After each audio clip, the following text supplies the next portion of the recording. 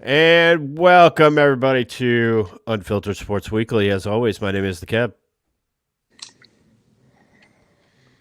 I'm the Beeb. St. Joe in the hizzy. And we're all back together, folks. That's right. It's the Unfiltered Boys. We're back at it. We're talking sports. We're going to have some good arguments, and it might get a little chippy up in here. But first, I'd like to ask my boys, how was your Thanksgiving? Mine was pretty quiet, low key, actually. St. Joe, I know that you had an incredible Thanksgiving. Mine was super good. It was which fucking vacation were you on now? I was in Costa Rica. Martica. I visited Martica. He sent pictures of fish. Yeah, there's always a bigger fish. There was always a big we went down there for the boy's birthday. It's actually the boy's birthday today. He turned 15. Today was the official day, but we went down there for his birthday. And he had one mission in mind, was to catch a large type of fish, and he caught a 200-pound, just shy of 200-pound, 9-foot sailfish. It was fantastic to see it. He was a happy boy. Shout out to the boy. Yeah. Happy birthday, and shout out to him. He had a fantastic trip. So. Did they have like turkey down in Costa Rica? They did. They actually sell it. It's very funny. It's we found out very quickly that Thanksgiving is a U.S. holiday. Yes. They don't celebrate it really outside anywhere. It's a Hallmark holiday, like I like to say. And but they made a lot of money because a lot of U.S. people were at the resort, and they spent a lot of money to eat turkey. And it was good, but it was fun. How many Americans would you say were there? So there was a destination wedding because we heard about it every single night, and these people spent a ton of money. There was 111 people because they announced it, and they had their own fireworks show on the beach at the end of the wedding. So I don't know what these people did, but whatever they did, they made a lot of money, and they spent a ton of money on the wedding. But it was good. The hotel was full, and the pool was busy, and it was good. A lot of people were having fun. You know what one thing that wasn't on my Thanksgiving table? Swedish meatballs. Yeah, correct. Oh. Swedish meatballs were not on the table. Which is really sad because Swedish meatballs are amazing. It depends on how they're made. They're amazing that my grandmother made, not so much at IKEA. The frozen ones? Is that what you're talking about? Yeah, don't do that to yourself. I mean, you're gonna give yourself either salmonella or just don't do that to yourself. You want some Swedish meatballs? Come on down to Jacksonville. Come over to the Kev's house. We'll hook you up. IKEA meatballs are pretty good though, but no, they're not. Not when you've had the real thing. Okay. Well, one day, Kev, you'll invite us over and allow us to eat the real thing. Maybe that depends. All right. On if we. That depends on how this goes. Okay. Well. All right. I see how it is. Well, I did have a question for you, Kev. Okay. Is Billy Napier still at Florida? He is, just not not in official capacity. Not his basically his defensive staff is going away. There's breaking news out of Gainesville, Florida, that Trevor, not to be confused with Travis Etienne, is talking to the coaches currently about entering the transfer portal. And if that happens, you're going to see Gator Nation, their head blow up. Like meltdown? Yeah. Yeah, it's gonna be bad. Well, he didn't really get to play that much in the game that I watched. Yeah, he played a lot in the first half, but they didn't play him for some odd reason much in the second half. I mean, he was running all over the Knolls the first half. But yeah, I wonder what happened there. Billy Napier might be best suited for the Sun Belt Conference. Maybe. He was a winner there, wasn't he? He was, but I mean, that and a quarter could buy you a cup of coffee. That's fair. I mean, you know what? When you win a championship in the Sun Belt Conference, apparently you get a marquee job in the Southeastern Conference. You I know, the guess big that's school with anything. Or the 93,000. ACC apparently with a Duke and their head coach. Yeah, but that dude's good. He'll We'll find out. He'll recruit him a quarterback. And I love how Mark Stoops just gave them the finger. Texas A&M's just trying to play it off like they were no big deal. No big deal. He's like, no. they like the uproar from the. Why wouldn't you want Mark Stoops? He wins at Kentucky. Yeah. I He mean, just crushed Louisville. What could he do with big time recruiting dollars and big time school behind him that apparently doesn't give a shit about paying money because it just paid Jimbo $77 million to go away? Here's my question. Okay, of the schools that could have come to the SEC from the Big 12 first, was Texas A&M on your list? No. I mean, what did they win Yeah. before? I mean, what did they ever win before? Yeah, and I'm still trying to figure out how the fuck Missouri is in the Southeastern Conference. They're good this year, though. Yeah, but geographically, because old school, Yeah, it doesn't make any sense. Yeah. geographically, it makes no sense. Right. You Well, it's know, not and- going. and the- It's not going to now with Texas and Oklahoma joining either. So Right, and if Florida State ever wants to join, they had their chance. You were scared. They were scared. That's Well, okay. But nothing makes sense. Look at the Big Ten next year geographically. it's That- all over the map. That's Yeah. I mean, that's not you can't make that argument anymore because Yeah, but the nothing Big does. Ten is not the Big Ten's not called the Midwestern Conference. The Big Ten is called the Big Ten. Okay, the SEC is called the Southeastern Conference. Yeah, but which it's called the Big Ten, but it has it's going to have like 20 teams in it. Well, that's mean, just because it's so schools in the ridiculous. Big Ten can't fucking count. It's Oh, probably, boy, here we go. It's probably time for the Big Ten to rename or rebrand. Yeah. Does that sound about right? It can't be it can't be the Pac-12, or it can't be I mean it's yeah Well, the Big Pac-12 is- 18. I guess I don't know what you call it now. Yeah, the Big 18. Yeah, that's or the Big 20. However, it's going to be. Yeah, I mean maybe they do rename it, and I don't know, but can they if they do? Can you do this though? And Kevin and I talked about this the other day. If they do any changes to it, the one thing that they absolutely would have to do is put Ohio State and Michigan in different conferences. I think that's your best option. And the reason is because they end up playing each other in the final, right? Agreed. Along those lines, back when they redid the ACC, when all these Big East teams were coming in, like Miami, Virginia Tech, and all them, they specifically put Miami and Florida State in different divisions simply to get a second Florida State Miami game every year, and it has never happened once. Yeah. Interesting. I think the way that those two are right now are perennial. I mean, they're perennial decent teams, right? I can't say dominant teams. I mean, this year was a little bit different, but if they were in different conferences, you'd kind of run into maybe a little bit of what we're running into this year or the past few years with like Alabama, Georgia, maybe.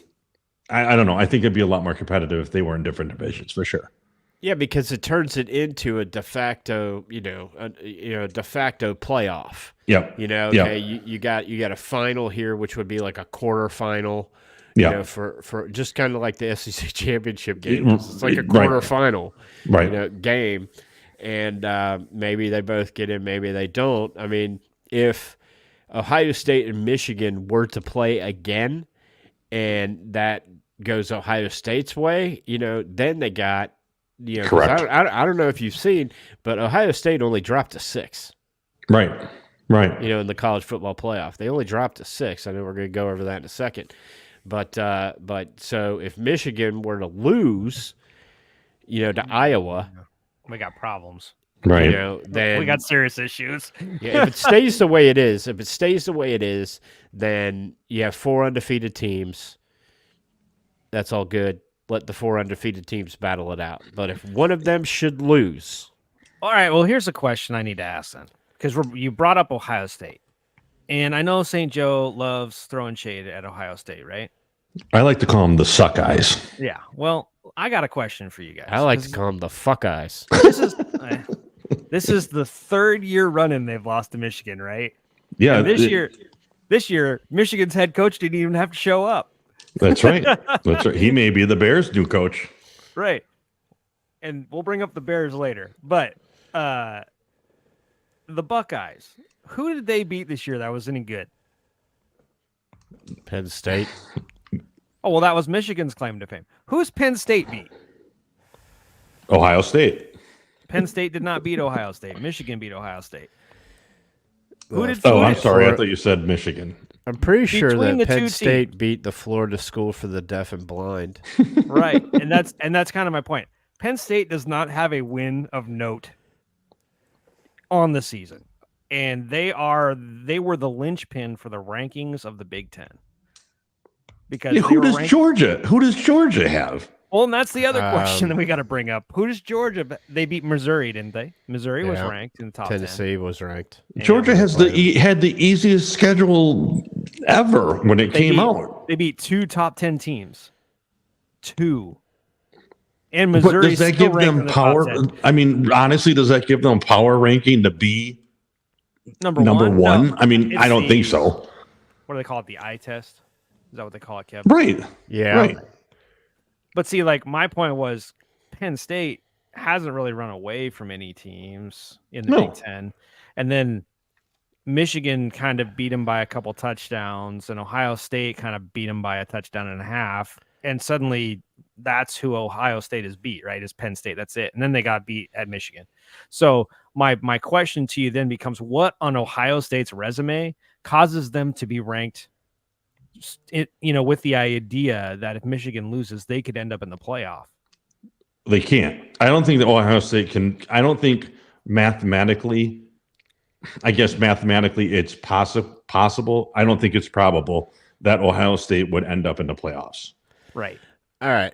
For those who are lost, let's just roll this down real quick. College football rankings just came out. This is Tuesday night. We're live on YouTube. If you're listening on Wednesday, you missed out, and go fuck yourself. So, so number 1 is Georgia. They're 12-0. They're in the SEC, which is by far the best conference ever. So they're good. Number 2 is Michigan, who is probably better than Georgia. Number 3 is Washington, who is a Pac-12 team and deserves all the respect that a normal Pac-12 team should get.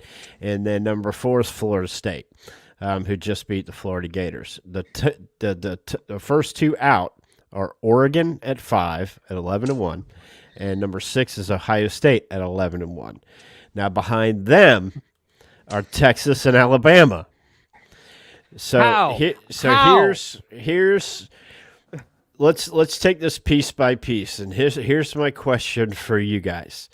If Alabama beats Georgia, is Alabama in the playoff? Yes. 100%. Absolutely. If Alabama beats Texas, Georgia. No, if Alabama beats Georgia Saturday. So here's the thing, right? So let's just go down the list, right?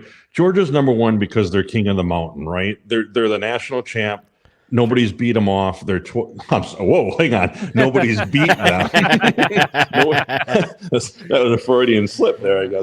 Nobody's beat them yet. So until you beat the king of the mountain, I guess you're going to remain number 1. You're undefeated. I think it's as simple as that, right? I don't have any other reason besides that, okay? I think that's it. Although I think that Michigan, with the win this last weekend, could have overtaken them to be number 1. I just don't think because of that, that's why Michigan's number 2.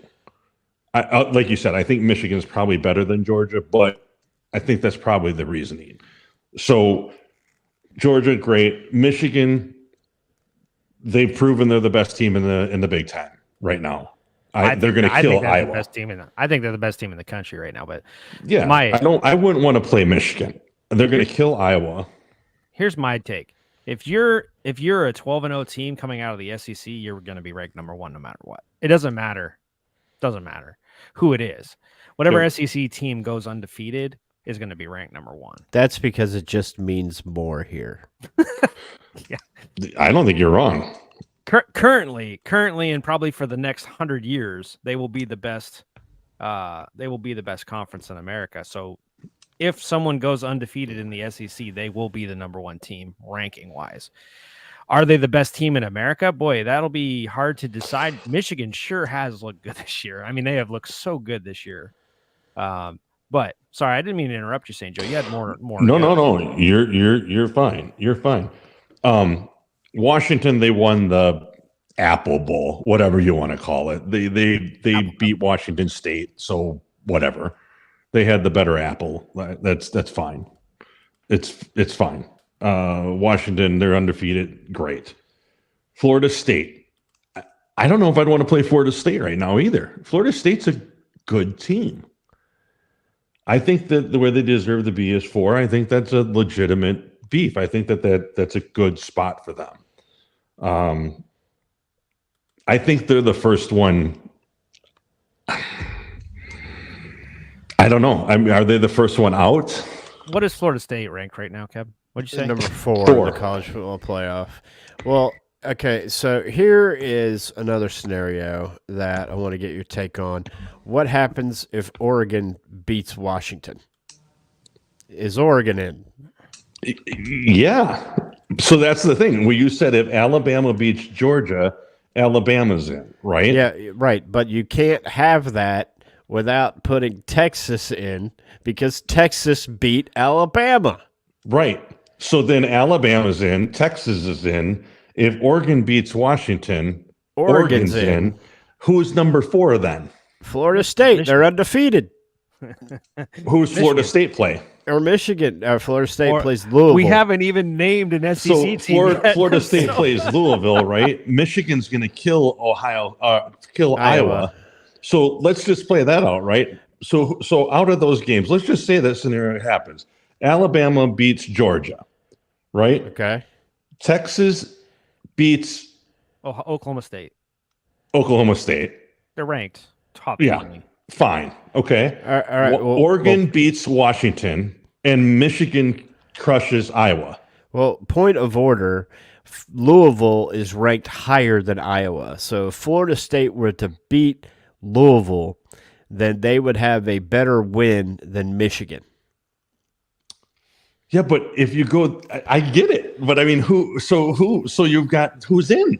I mean, it's ridiculous right now. It really is insane right now. Did you guys saw the message that I sent the link to you, right?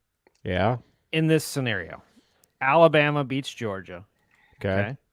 Alabama's in. Michigan beats Iowa. Okay. Michigan's in. Michigan's in. Oregon beats Washington. Okay. Hold that one for a minute. Right. Florida State beats Louisville. Florida State's in. Texas beats Oklahoma State. See, I think you got to put Texas in over Oregon. Why? Because they beat Alabama. They have a They better beat win. Alabama. They beat Alabama. They have a better At schedule. Alabama. They don't play in a pussy ass Pac-12. I kind of got to agree with you. I think I'm with you in that. I think I'd put Texas in over Oregon, and I think you got to put Florida State in because of the year they've had. You know, if Texas were to hold on now, who would be the teams that are left out in Texas, in that scenario? So Oregon's out, right? Oregon. You say Oregon's out, and then you say Georgia's out because they got beat. Because they got beat by Alabama. Yep. That's the only team they lost to. The number one. Washington would be out. If Alabama wins, they'll be the 1 or 2 seed, right? Surely. Yeah, but then you go down to that. So those 4. So you're saying Alabama, Michigan, Texas, and Florida State. So who's number 1 and 2? Michigan, all right. if they win, will be number 1. Okay. Michigan, if they win, will be number This whole playoff thing, when they started doing this playoff bullshit, they said our goal is to get the 4 best teams into the playoff. Okay? So who are the 4 best teams? My argument is that win by Texas in Tuscaloosa is probably the best win that all these fuckers have outside of Michigan beating Ohio State. And you're not wrong, but their loss was to Oklahoma. And Oklahoma is horrible. We know this. Actually, they're not bad. They're 10-2, but it was a rivalry game. And if you're going to lose a game, you want to lose a rivalry game, right? Because those games are the ones everybody says weird things happen in rivalry games, right? And it was fairly early. Yeah, and it was early. Yeah, and you want to lose early if you're going to lose early, right? So I agree with you. The best win from any of these guys, other than Alabama beating Georgia, if Alabama beats Georgia, is Texas beating Alabama. Because if Alabama beats Georgia and Texas beat Alabama, I mean, what are we talking about here? How can you say Texas can't be in the playoff, right? Right. But who else have they played other than Oklahoma and lost? So and that makes me really happy because you're talking about a 7 and an 8 team right now, ranked. You're completely leaving out Ohio State because they shit the bed, and you're leapfrogging. I mean, I think it's great. And then they're even saying that Jason Day, his job might be on the line because he's lost 3 years in a row now to Michigan. He can't beat Michigan. I'm sorry. Jason Day is a golfer from Australia. A golfer. Ryan Day. Golly. I apologize. I don't apologize to the Ohio State fans because I hate them. So Jason Day, it can be. This was the problem. Ryan Day. LSU fired their coach not too long ago after he went like 10-2, right? Right. How can you fire a dude who's been in the playoffs 2 out of the last 3 years? Right. I mean, and knocking on the door, almost beat Georgia last year, except for last minute drive. Right. So my thing is yes, we're talking about leapfrogging two teams. The 7 and 8 seeds will leapfrog Ohio State and Georgia, right? See, and Kev's argument's the one that I'm most concerned about, right? Because if Georgia loses, they still have an argument of being the argument of being one of the top 4 teams in the country. Right? Yeah. The other ones we're not so sure about. Ohio State doesn't really have any great wins. They beat Notre Dame, I guess, right? Yeah. But Notre Dame is really not that good, And Penn State, I do not understand why Penn State gets ranked so highly all the time. I haven't seen them throw a touchdown this year. They're ranked number 10. They're still ranked number 10. And I mean, they don't have any wins of note. Which coincidentally is higher than Oklahoma. Right. It is. Mm-hmm. Yeah, I don't get it. I mean, it is great, though. I do have to say that it is great that it's counting down to this week, though, to determine everything. I think that when they've made these changes to the way that it is, it has mixed it up a little bit and made it more fun. But the fact that we're on this very last, championship week to determine who's going to be there, and so many different scenarios are there. I mean, Vegas is loving it. So here's my last question. The last question I got for you guys. Okay. Let's make Michigan wins, right? Florida State wins. Georgia wins. There's your top 3 teams, right? Because they're all undefeated.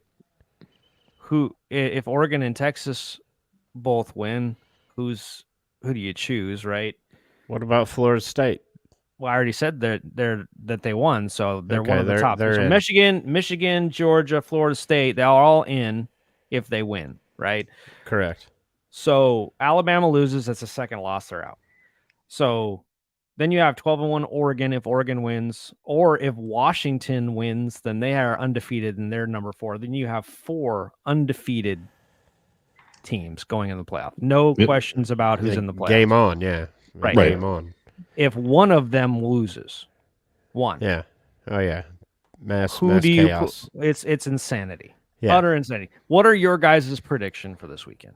Okay, that's what I was just going to get into. Let's do some picks. Picks. Pick 'em. All right. First off, we'll go with the obvious one. Washington versus Oregon. Who you got? I got Oregon, and I think they're going to win by 2 touchdowns. I think since they lost to Washington, they've been on an absolute tear. No one's been close to them. No one's been been within 2 touchdowns of them. I think Oregon wins. I think they have a Heisman winning quarterback, or at least he's in the discussion. I think that they win, running away. Say Joe. They play for clicks. I got Oregon. All right, I think I got to go with Oregon. I agree. I think I'm a big Bo Nix believer. I love that he went out there and gave Auburn the middle finger. And, he was a legacy player at Auburn. I remember when his dad played for Auburn, Patrick Nix, ran all over the Gators in the mid-'90s. So, but I think Oregon has got too much offense. I think I've been saying this for a couple of weeks that Washington's kind of a pretender. The great season. Don't want to take anything away from him, but I'll take Oregon. Okay, all right, Texas. We think they're winning. Texas and Oklahoma. I think after I've watched these 2 teams all year, watched both of them, Oklahoma State, when you see them match up together, Texas has better players, they have better athletes, and they're a better team. They have a better quarterback, they have a better defense, they are a better team. They're going to win. They'll probably win by 2 touchdowns. My prediction is Texas wins the Big 12. St. Joe? I like Texas as well. Yep, that's easy. I'll take Texas, which moves us on over to the Big Ten championship. Michigan versus Iowa. Is this really a contest? Michigan by 21. That's my prediction. Michigan by 21 points at least. Yeah, Michigan's going to roll. I think Michigan's going to have 400 yards of rushing. Could happen. Yeah. All right, ACC time. Florida State versus Louisville. Oh man, this is a tough one. This You is know your what- this you is know your what, though? one. You This know is what, your though, toss-up. St. Joe? In Kentucky, they really hate it when you call their capital Louisville. You want to know why? Because it's Frankfurt. Yeah, there you go. Yeah. All right. My prediction for the game is I think Florida State wins barely, and I think they eke themselves into the playoff. That's my prediction. Okay.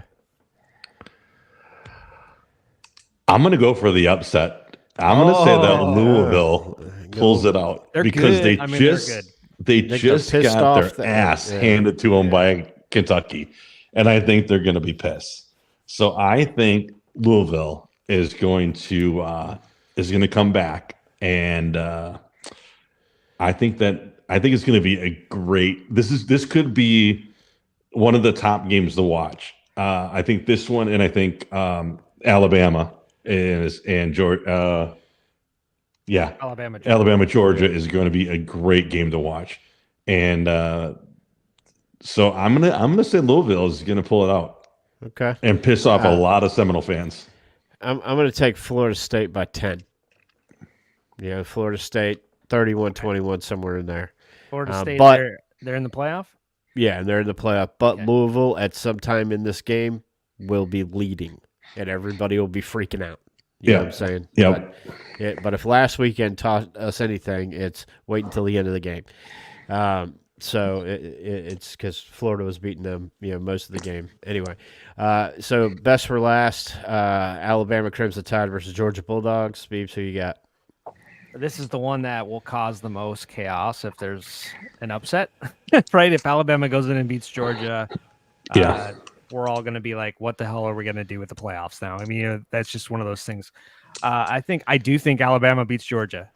It'll be a close freaking game. Like, it's going to be a nail biter. I think Alabama beats Georgia. I just think that I've watched them ever since they lost to Texas. I mean, they had kind of a rough game right after that, and then boom, the Milroe.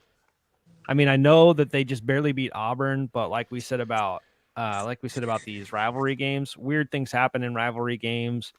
He makes the play. He made the play last week that mattered at the right time, and I think that he leads Alabama to a victory. That's bold. That is bold. Man, I mean, Georgia's been, they're the king of the mountain. I gotta keep them on top until somebody knocks them off. I mean, if this is the team that does it, more power to them. But I'm gonna say that Georgia pulls it out again. I think it's gonna be a great game, but I'll stick with Georgia. I've watched both of these teams extensively, and I can tell you that their defenses kind of cancel each other out. Their running game kind of cancels each other out. If you talk about quarterback play, I think Carson Beck just outbeats Milroe, but they're different types of quarterbacks. Milroe can beat you with his legs, but Milroe also has a tendency to throw up prayers, i.e. the last one in the Auburn game that just happened to be caught. Carson Beck is more of a pocket passer, more slant passes, all this. I think Georgia has the best player in the country at their tight end position. Personally. And so because of that, I'm giving them the edge. It's going to be close. It's going to be similar to the Georgia-Ohio State game last year. It'll be that close. It'll come down to the wire, but I'm going to give Georgia the edge. Georgia and all the chaos is avoided. Right? Right. Right. I just think Brock Bowers too good not to go off in that game. And if you think about it this way, too, for about the past 4 or 5 weeks, they've been hearing, Alabama's getting better, Alabama's getting better, Alabama's getting better. And Georgia's sitting over here going, hey, wait. They ain't beat us. They ain't beat us in 2 years, All right. So then in this scenario, I chose Alabama, but y'all chose Georgia, which means you have to choose your number 4 seed in the playoff. Right? Because if Georgia beats Alabama, who's your 4 seed? Is it Oregon or is it Texas? I think it's Texas. St. Joe? Is it Oregon or is it Texas? Because Oregon's going to have a top 5 victory in their title game if they win. And Texas will have a top 20 victory if they win. If that happens too, there is a very large possibility because the college football playoff committee has zero integrity that Ohio State jumps 5 and gets in. Because they don't have a bad loss, I guess. I mean, their only loss is to Michigan. That would be like the crappiest thing. It would be crappy, but I mean, I like Kev's argument of Texas because of the Alabama win, and I mean, I'm going to give the nod to Texas just for that argument. I that's a solid argument. So then the question becomes: is the Texas win against Alabama better than an Oregon win against Washington after Washington already beat them in the season? I got to say, yeah. Okay. I think so because, I mean, I'm kind of looking through my SEC glasses here, but I think a win against Alabama in Tuscaloosa, that's big. Okay? Early in the year, though. Alabama doesn't win there. Yeah. I mean, come on, I mean, Texas beat Oklahoma, or Oklahoma beat Texas early in the year. That's true. Yeah, no, that'll be interesting. I would have a tendency to say I would prefer Texas in this scenario just because of that victory in Tuscaloosa. But can I say Oregon doesn't have a really good argument? They do have a really good argument. Right. And so this is going to be nuts. You know what I mean? Yeah, it's going to come down to, which conference. I mean, they have bad teams that they play too, like, Southern California. Yeah. Lincoln Riley and people like that. When do we see the expansion? The college football playoff expansion? When's that coming? I thought it's either next year or 2025. Boy, we are just begging for it, aren't we? I mean, seriously. for heaven's but sake. Then they're going to argue who 13 and 14 are, when we go to 12. Yeah, but I would rather argue about who 13 and 14 are than who 3 and 4 are, or 4 and 5 are. That's a little bit less of a, thing, but anyway. So, Right. All right, well, we'll monitor those games this weekend. We'll give you kind of our thoughts after. I wonder when do the bowl games come out? The selection show is Sunday at noon. So should we Man, we should talk Yeah. about. So the That'll bowl be- games, I think the bowl games come out later in the afternoon after the 1 o'clock NFL games, but the playoff will be announced at noon. Okay. Yeah. So next week we'll be able to talk about it. Yeah. Oh, yeah. Next week we'll Oh, yeah. talk Perfect. about All the the bowls. playoff. We'll talk about all the bowls. We can have our bowl prediction. We can have we can do our little selection thing. I can't wait to talk about the Red River BB gun bowl or the Beef O'Brady Bowl, the Beef yes, O'Brady's Bowl, exactly. Hey, I like Beef O'Brady's, man. the Poolin Weed Eater Bowl. Yeah. Yeah. Before we get into the NFL here, Beebs, didn't you have something or another that you wanted to go over?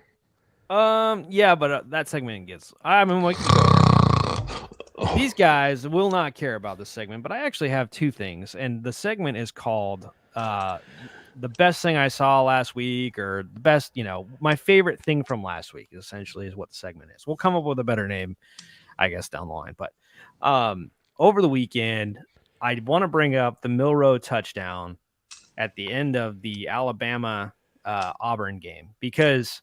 One, Milroe didn't start the season out so hot, did he? No, he did not. So here's a kid, he's kind of had to find his way all the way through the season. Shameless plug. Shameless plug.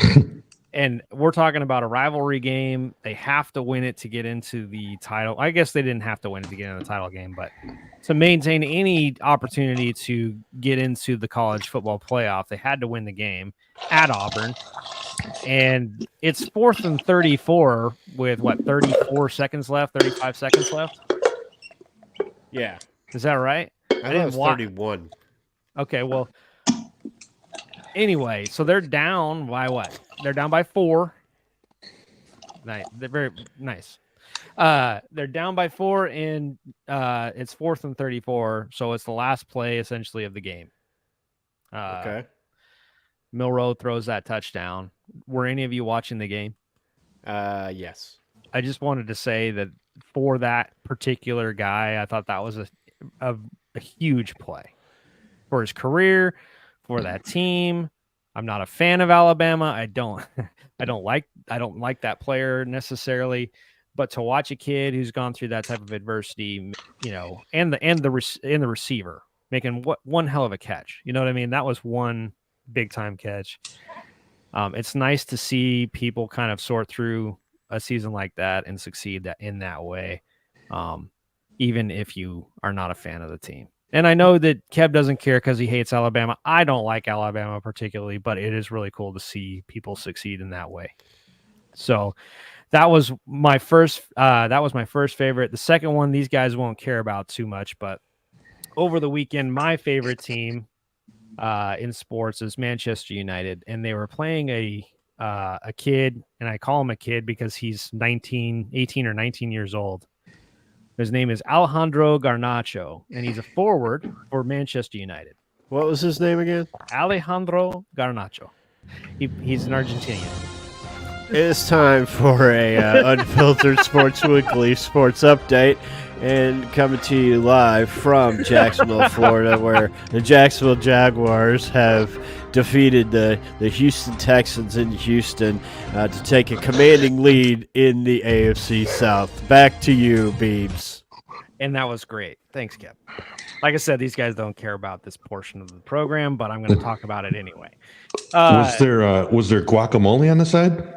Yes. Perfect. Martika there? So anyway, this kid scores a Sorry. This kid scores a bicycle kick from 20 yards out at an angle, running away from the goal. Everybody else in the world cares except for these guys or most people in America. No, it was an amazing kick. It was. But it is literally a goal that gets scored once a decade. And this kid is an Argentinian. They signed him from Argentina, when he was 16. And so for him to make his way into the starting lineup of Manchester United in the largest league in the world, the most important soccer league in the world, and do something like that on the big stage, he deserves to be, talked about. And obviously I am biased because he's on my favorite team, but the entire planet was talking about that goal. So I think what's even more incredible, it was almost identical to when his fathers did the exact same thing. his father? Yeah. You mean Wayne Rooney? No. Wasn't it his father? No. Well, okay. Was it Wayne Rooney then? Wayne Rooney did it like a decade earlier, and it looked almost identical. Like I said, it happens about once every 10 years. So, can I ask you this question? Doesn't every bicycle kick look almost identical? yeah, but most of the time, bicycle kicks are scored from like 5 yards out. Okay, but I mean, I know they're very impressive to see because you're, backwards flipped over, and yeah, it's pretty incredible to get the aim and everything like that correct. But from the distance, it is a very remarkable goal from the distance. Now, from 20 yards out, yes, especially with defenders in between him and the goal and a goalkeeper. Yeah, that's pretty impressive, especially where he put it.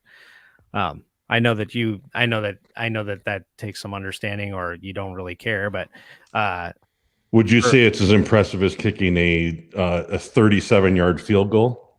It's way more impressive. Absolutely. You could kick a 37-yard field goal. I don't think you can, because if you watch the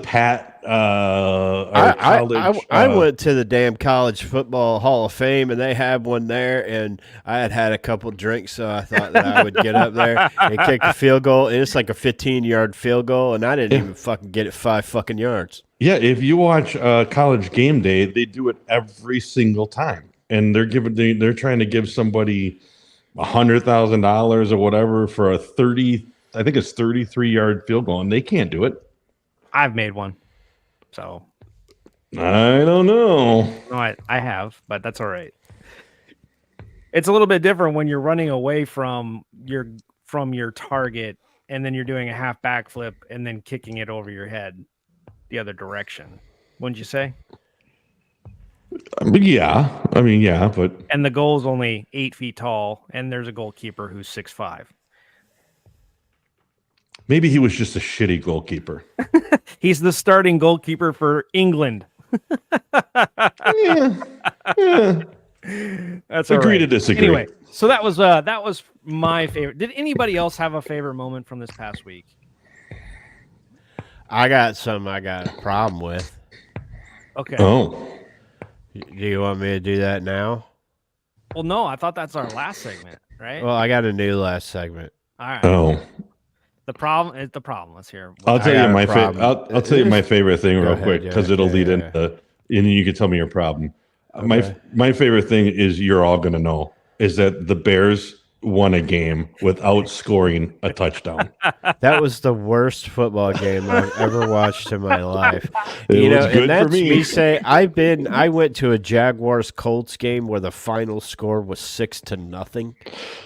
And that wasn't as bad as the bullshit that I watched until 11 o'clock last night. 7 turnovers. Josh Dobbs, dude, can't you? I know he's like a placeholder, and I get it, but he's 2-2 in the 4 games that he's played, which is kind of amazing in itself. Yeah. But give me a goddamn break. It was just bad. They didn't belong in the fucking USFL, much less the NFL. It was like, cart somebody out there, can't they give who's Fields' backup quarterback? It's not Nick Foles anymore, right? Tyler Baggett. Oh yeah. Can't you give him to the Vikings? Like, it was like a bad scrimmage. That's what it was. It was bad. It was like the quarterbacks had red on. No one can touch them. I watched the highlights with my son this morning because I didn't watch the game last night. And the announcer said, "This is for the 4th field goal of the day to win the game." And I'm like, Noah, my son Noah, I'm like, that means they didn't score a touchdown for the entire game and still won. Yep. And he's like, "What? That's terrible." He was like, "That's awful." And I'm like, "Okay."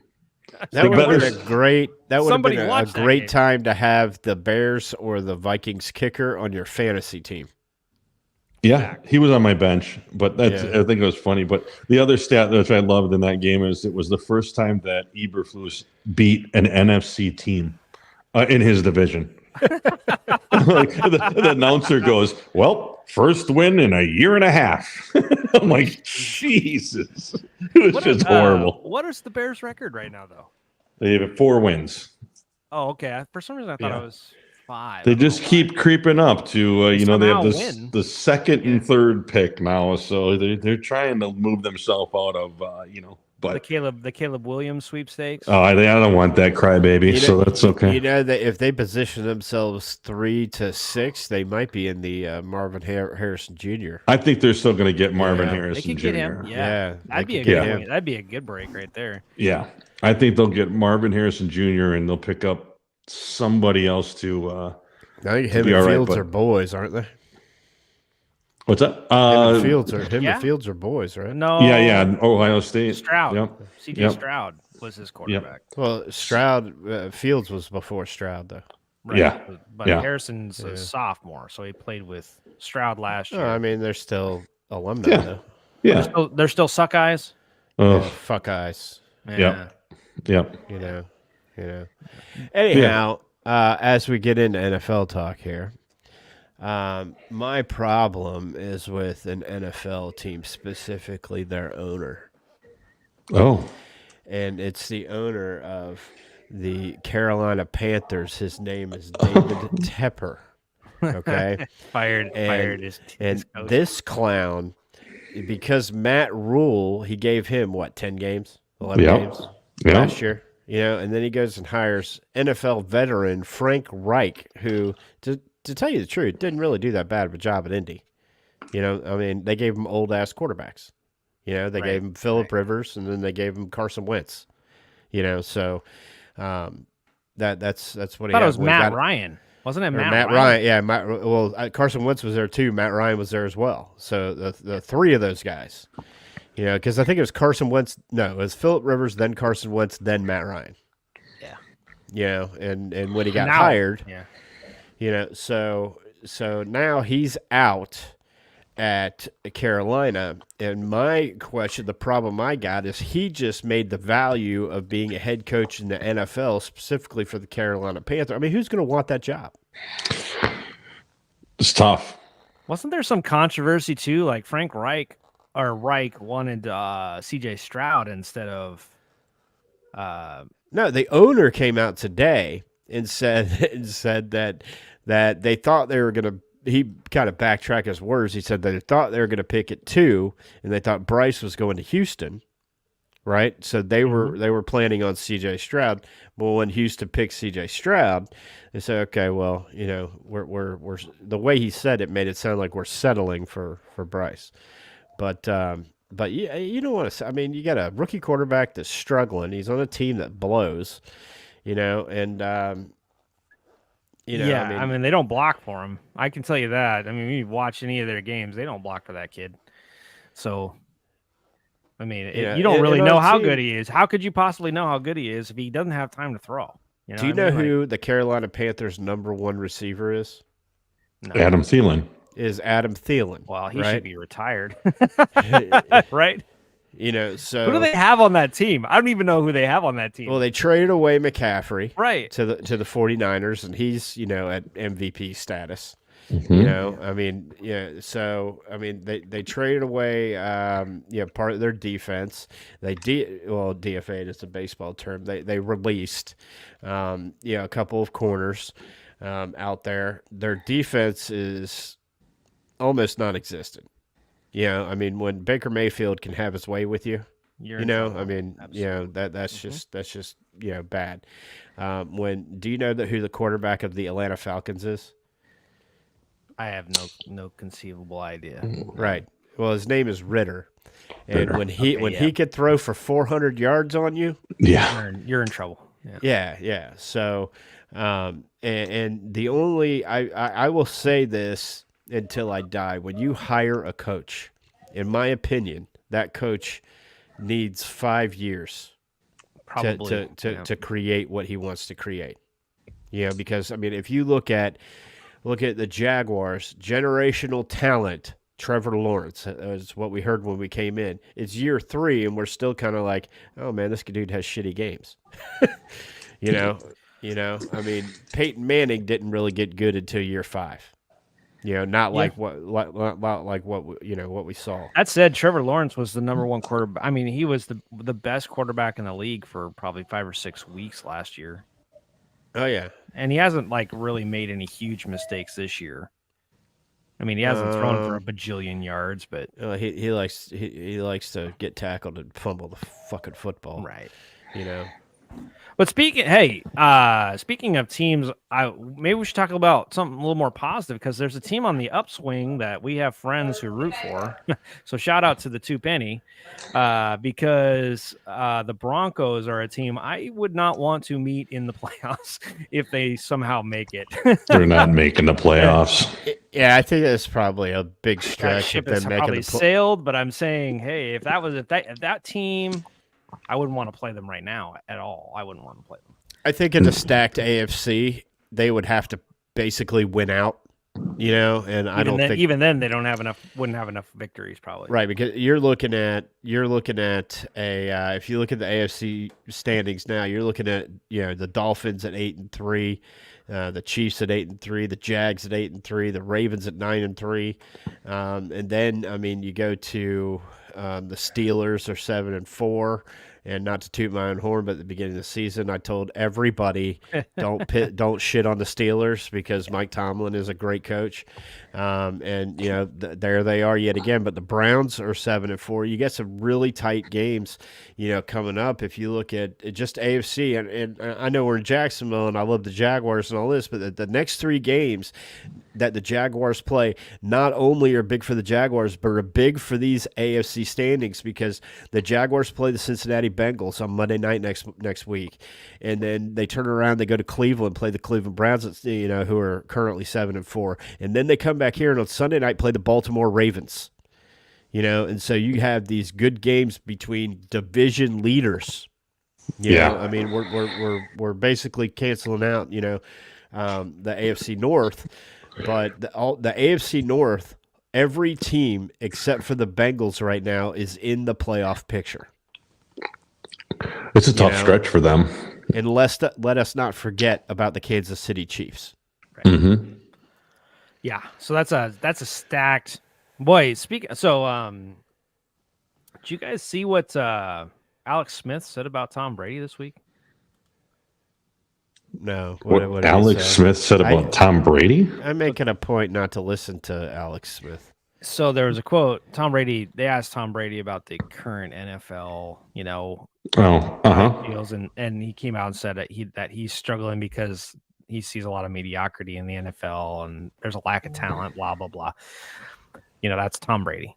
And then Alex Smith, he's like sitting with some former Patriots players, like in a studio somewhere, and he comes on the air. He says, not to offend anyone here, but Tom Brady was drafted into the most pitiful division in NFL history, and he basically was gifted a playoff spot every year of his career in New England because he played in the worst division in NFL history. And I thought, whoa, that's some shade. Well, it's true. I mean, who did he have to win? Anyway, we were bringing up, hey, the AFC. Suddenly, the AFC is it is the side of the NFL that is basically your Super Bowl. I think your Super Bowl champions are going to come from the AFC. It's the better conference for sure. Yeah, but let's just not forget the Philadelphia Eagles, who are scraping by the skin of their teeth.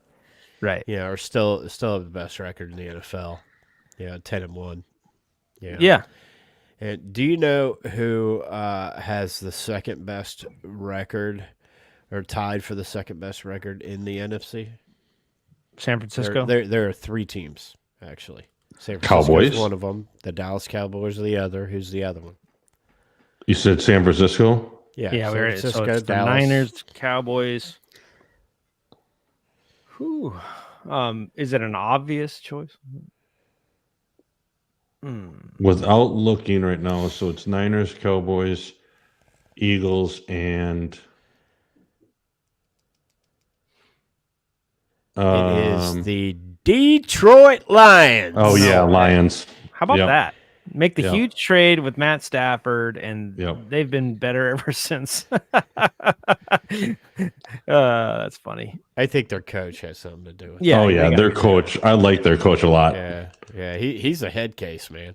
So Yeah. funny story about the Lions, real quick, is that they they usually do the turducken on Thanksgiving, and I don't know if you watched the game, but afterwards they didn't have it because the turducken had the Lions symbol seared into it because they thought for sure that the Lions were going to beat the Packers. Wow. But they did not get to do it because Jordan Love was looking for it at the end of the game, and they're like, "Nah, we're not going to do it," because they didn't have one with the Packers emblem on it.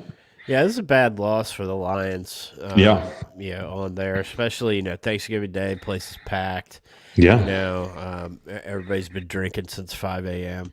yeah, And that was just a bad look for for the Lions on there. But I mean, a good win for the Packers. But big win for the Packers. Yeah, yeah. I think it's poetic justice for the Packers to have to take a back seat for a while. For 30 years, Absolutely. they had Brett Favre and Aaron Rodgers. Yep. So Yep. yeah, they can take a Absolutely. back seat for a little bit.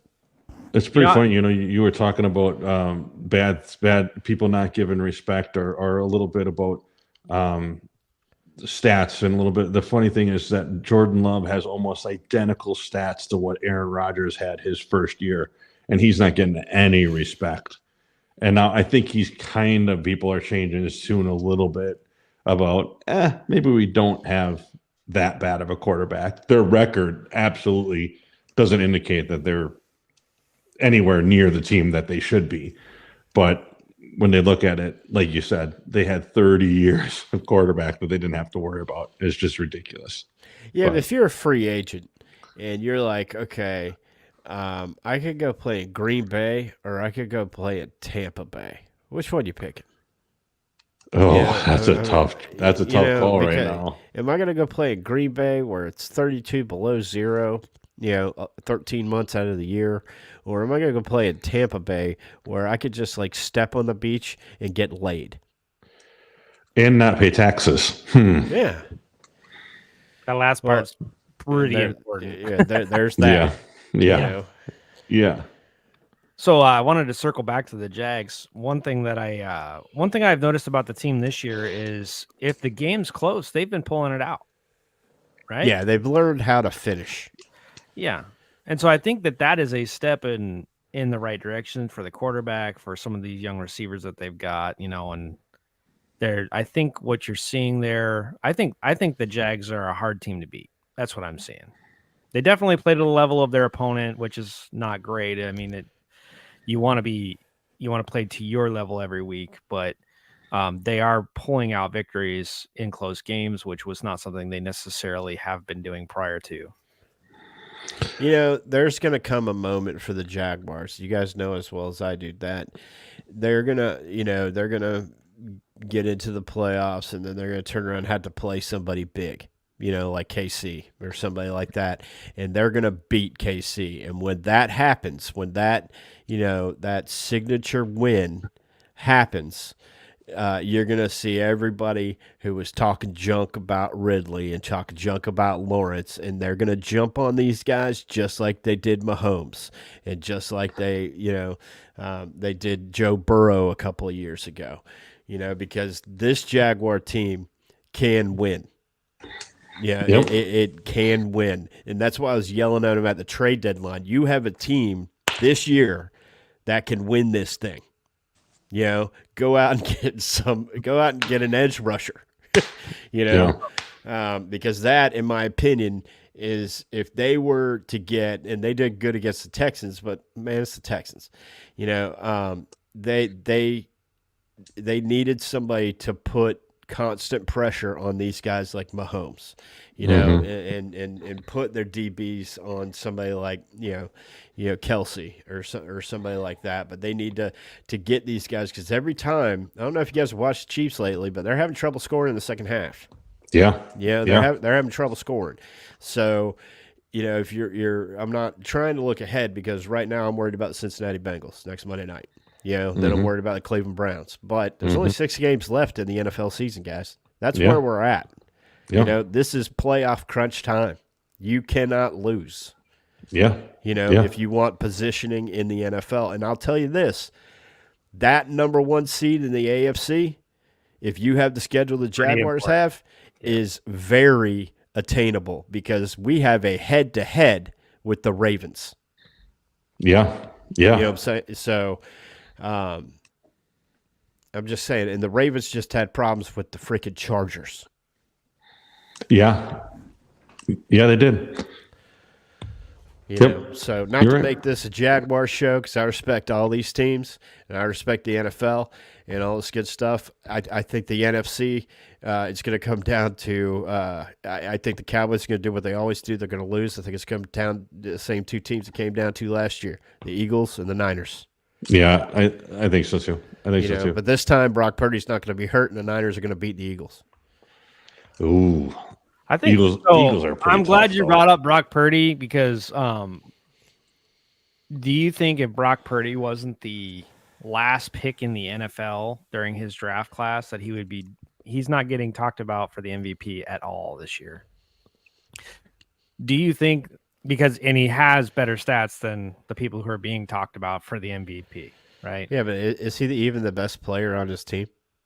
Well, no. I think so, yeah. I do. Christian McCaffrey's the best player on that team. George Kittle's the second best player on that team. Who gets them the ball? Okay. Brock Purdy hands it to Christian McCaffrey. And Christian McCaffrey runs all over the place with it. Who runs the offense for San Francisco? Kyle Shanahan. He's a head coach. Yeah, but in the NFL, the quarterback runs the offense. He doesn't call the plays.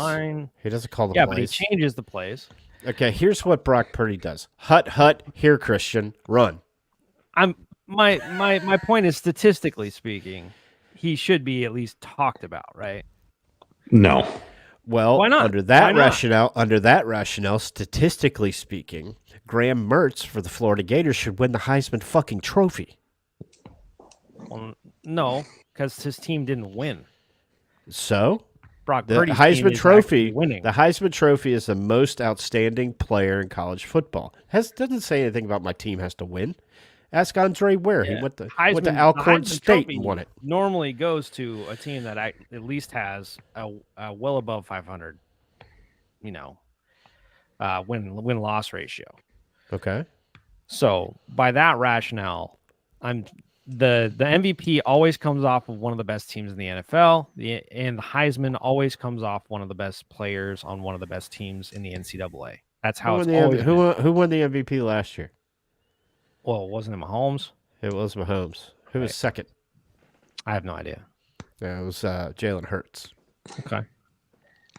That's probably rightfully so. Yeah. So who's your candidates for MVP right now? You're saying Brock Purdy should be? No, I'm saying he at least should be in the conversation, don't you think? So who's your top 3 MVP What about candidates Dak right Prescott? That's the one I was going to say. Is Dak Prescott needs to be talked about for the MVP. Because he's the best player on his team. He has some of the best stats in the NFL. With all due respect to CeeDee Lamb. Right? Yeah. CeeDee Lamb, yes. He's good. Yeah. So I think Dak needs to be talked about in the conversation. I think that he's been a better quarterback than probably Patrick Mahomes this year. I think, I do think Christian McCaffrey should be talked about, as Kev brought up. What about Tua? And that's the other guy. Yeah. Yeah, Tua's all over. Well, he's thrown for a bajillion yards. If you talk about Tua, you got to talk about Tyreek Hill, though. Yeah, and that's always going to be the thing about. Okay, so you gave the MVP to Mahomes last year. Well, what about Travis Kelce? I mean, Travis Kelce shouldn't win shit. Just go and sing songs with your girlfriend. But my point is that every MVP has other players that elevate them. There's no way Kelce would be in it. What about A.J. Brown? A.J. Brown had 6 games of 125 yards. That's kind of my point. My point is that there's always good players on the MVP's team that assists them. That's my point. Is sure, yeah. All due respect to CeeDee Lamb, I guess the only one. So who would you say that Jalen Hurts, the kid or the guy that came from Smith? Yeah, Devontae Smith. Yeah. you would say, okay, well, he wouldn't be having as good of a season as he's having without Devontae Smith on the team. I'll tell you why the Eagles are good has nothing to do with their fucking offense. Right. It's their defense. Yeah. That's why the Eagles are good. So I guess my question is, who's your MVP then, Kev? I mean, like, who do you think should be? I think we're forgetting a big player in there. Probably. He plays in Baltimore. His name is Lamar Jackson. Right? Yeah, I think we're forgetting him. Yeah. Even with their tight end who caught like half the balls that Lamar throws, that Mark guy. Andrews. Yeah, the guy from Oklahoma. Yeah, he's hurt. But I mean, if you talk about, I come from the old with most valuable players. Who, if I took them off of that team, they would suck. You know, and I don't think if you took Brock Purdy off and put in, Trevor Siemian, if it would be any different. Because they got a stout defense.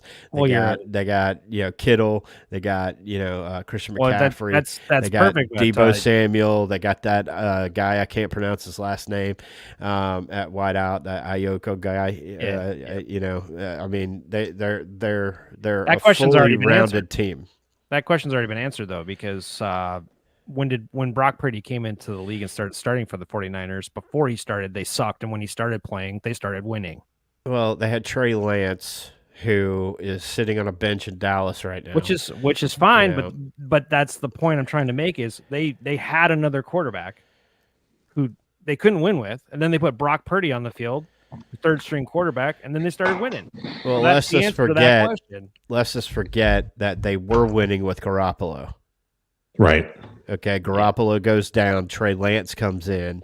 Right, as the second coming, he can't, hit a barn door, and then so they sit him. Or I think he got hurt. The year that Purdy came in, Trey Lance was starting over Garoppolo, and then and then they both got hurt. Trey Lance, but Garoppolo was winning when he was in. Okay, I mean, sure. So, I don't think it's if you went and got. Like, what if Josh Dobbs was a quarterback for San Francisco? What if he was? I mean, I just don't think it's going to be any different. I think Purdy is a game manager. Look at their passer rating. Yeah, Brock Purdy has as many yards from scrimmage as anyone in the NFL. Yeah, but if me and you were playing quarterback with those guys, we'd have a good completion percentage. You just got to get it to them. So you have to be accurate. Yeah, but the guy also got to catch. NFL. Yes, I have to catch. Right. What I'm trying to say is you have to have an accurate passer as a quarterback, which is really an important thing. I don't think Josh Dobbs is accurate enough. Okay. Would you agree to play in the NFL, you have to be accurate? Yeah. Sure. Anywhere. They're not going to put you on a roster unless you're accurate. Well, I mean, there's some guys on the Bears roster that I mean, I don't know. You know what I mean? I don't really know the answer to that question because there's some players in the NFL who are quarterbacks who are really not that good. Well, that's like saying there are golfers on the PGA Tour that aren't good. They're all good. In comparison, you know what I'm saying? Just some are better than others. Yeah. You know what I'm saying? I just think Brock Purdy is a game manager. Is he having a good season? Sure, but I mean, if you were to take like what would Baker Mayfield do if he was a starting quarterback of the San Francisco 49ers? I don't know. Jared Goff. I mean, Jared Goff's got a pretty good stable of receivers. Yeah. I mean, yeah, but it's the supporting cast that's helping you. That's look at every good player has a supporting cast. Every good quarterback has a supporting cast. They don't do it on their own, except for Dan Marino. He's the exception to the rule. But that's the whole point. Is it doesn't make them an automatic MVP candidate. No, what I'm saying is I think that he should be in the discussion. That's all I'm saying. I'm not saying he should be. Sure. I'm saying sure, but by your logic, then anybody could be in the discussion. Anybody with good stats, yeah. Yeah, but he doesn't have like the phenomenal stats this year, though. Yes, he does. I mean, like, okay, he has the same stats as Dak Prescott. I don't think you guys understand. He has the same statistics as Dak Prescott. What are his stats this year? What are his stats? I mean, because you're looking at if you take Trevor Lawrence away from the Jacksonville Jaguars. Jaguars, here you go. Are they the same team? 2023. 2023. Well, hang on. If you take Trevor Lawrence away from Jacksonville and put the backup in, are the Jags as competitive in the same team as they are right now? No. His name is C.J. Beathard, but everybody calls him C.J. Right. Beathard. Right. So by your logic, then Trevor Lawrence should be the MVP because he's the most valuable player to Jacksonville right now, Well, no, despite his stats. that's not my logic. My logic is that he should be talked about. Right. But he should be in the discussion for MVP. No, because his statistics don't align. So here are the statistics. But he's an accurate thrower. So his accuracy and everything that goes along with it, he should be but Trevor Lawrence, again, he's a game manager. I mean, he's not the greatest quarterback in the NFL. Is he one of the top ones? Sure. At times he has been, but right Sure. now, here are his statistics. You asked for the statistics. His quarterback rating is 112.3. This is Brock Purdy. Sure. Pretty good. He's got about 3,000 yards passing with 6 games to go. Yep. He has 19 touchdowns and 6 interceptions. Okay. Now, that puts him at the top of the NFL, except for Dak. I haven't looked at Dak Prescott's actual statistics, especially from last week. I think he threw for, I don't know what he threw for last week. Okay, so this year, Dak Prescott has about the same. It's the same completion percentage. It's almost the same yardage, the same number of interceptions, and he has a lesser QB rating. He has 107.4 rating. He has 5 percentage points lower than Brock Purdy as a passer rating. Okay. Well, here's a quarterback.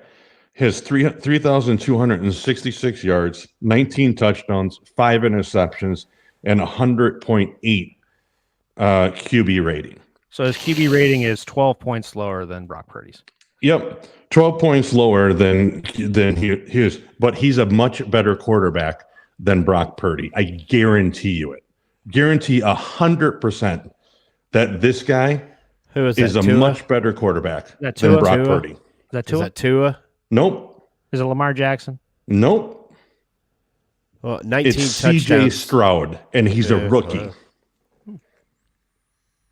But if he was on the 49ers, Well, he's going to be the rookie of the year. he's by bar none, he's going to be the rookie of the year. For sure. He's got more yards than Justin Herbert had in 12 games or whatever, but he's got more yards than Purdy has. See, you're actually making my point for me is there are players out there who aren't even getting any recognition for what they're doing. Like, Well, he could be in the MVP discussion, and he probably should be. If you take him off the Texans, they have a 1-win season. Well, since we're talking that line, what happens to the Broncos if you take Russell Wilson off? Right. I don't know, but I don't know. I don't think much, but if you took Cortland Sutton off that team, Cortland Sutton's good, but it's the defense for the Broncos that's winning the games. Okay. Right. Well, that's why they play the games, gentlemen. It is. That's why they play the games. Is there anything else that we need to argue about? No, that was a good argument. It was lively. I loved it. Okay. I wanted to mention one thing to you real quick. I was listening last night on the YouTube to the Two Penny podcast. Okay, so our friends Jay and Mike over there, they had a suggestion. Absolutely love the suggestion. We're going to end with this every week. If you remember the old Unfiltered podcast every week, we would end with the stupid tweet of the week. Mm-hmm. Right? So here's the stupid sport of the week. Okay? It's an obscure sport that it just has no business being a sport. And this week, what I want to talk to you gentlemen about is the fine sport of power slapping. Oh yeah, love that, love it. Okay, and if you don't know what power slapping is, it first gained notoriety by producing a reality television show titled Power Slap: Road to the Title. Do you know who owns Power Slap? Who their chief executive officer is? UFC. Dana White. Yeah, Dana White. Yeah, from the UFC. So, do you guys know what the rules for this dumb fucking sport is? I mean, No? Oh, allow me to tell you. You have to stand there and let So- somebody slap you, right? So it uses similar rules to those established by other slap fighting leagues because that's a fucking thing. But after a coin toss to decide who goes first, the first striker has a time limit of 60 seconds to knock the fuck out of his opponent. Slaps must be below the eye but above the chin without leading with the palm, such that all hand-to-face contact takes place at the same time. That is the wonderful, stupid sport of power slap. Have you watched some of these in slow motion? Oh, dude, it's like a train wreck. I can't get. I can't, dude. I follow power slap on TikTok. it's awesome. Yeah. I actually watch the replays on Facebook Reels because they have like the big Right. ones. Yeah. Anyway, I keep wondering how many head injuries are attributed to that sport. Oh, How many Yeah. concussions, guys? Because like guys will posture after they get hit. You know what I mean? They won't get up. They'll be gone. how about Yeah. the women? The women yeah. are just brutal. Brutal. I think they have to clip their nails for that, though. Yeah. So if you guys want to fancy a black hole to get yourself into, go check out Power Slap, on there, and we'll have a different stupid sport for you. But I don't know how it's going to beat that, because that the Power Slap, I don't know about that. So we want to mention our friends at Unfiltered Studios. Yeah. Yeah. Why don't we mention them? Absolutely. Okay. I forget who's in it. Well, we're growing, so there's a few more in it now, but we'll start with the Stupid History Minute, which is you, right? And then we got Big Joe with Nailed It, and then you got who's on Tuesdays these days other than Sleevy G BBG and pedals of support. He just came out, and then Wednesday this episode, this fine episode will come out. Hypno Wellness, her first episode of the week is on Wednesday as well. You have Finding Your Way with Me, of course, on Thursday. So we had Movie Lovers Unite also comes out, I think, on various days. So probably in there on those days as well. And then, boy, was that everybody? Did I miss somebody? How to Be Less of an Asshole comes out on Oh, Thursdays. yes, we have our newest podcast. Thankful that she's with us. How to Be Less of an Asshole, which is an interesting podcast. Have you listened to any of our episodes? I have, yeah. Yeah. It's an Yes. interesting listen. You should go over there and I really like that she's so open and brutally honest. It's very unique. It's very, very unique. Yeah, absolutely. So I don't think we left anybody out. now be sure to check out all of our good friends at Unfiltered Studios, and be sure to check out our friends over at the Two Penny Podcast on Friday if you didn't catch it on Monday. So if there's nothing else, gentlemen. There is one last thing. Okay. Tiger Woods tees off at 8:40 this week, Okay. which is Thursday, 8:40 Thursday at the Hero Golf World Championship or Classic or something like that. His first golf tournament since the Masters, is that right? Or did he play in the British Open? No, I think he withdrew from the Masters. Okay. So Like mid-tournament. that'll be something that we talk a little bit about next week if he makes any noise, of course, and obviously alongside all the other football racket that's going on. Maybe we'll talk a little bit about basketball because that's college basketball starting to come in a little bit. So, but that I just wanted to bring up Tiger Woods is playing this weekend for golf enthusiasts everywhere. That's a big deal. So,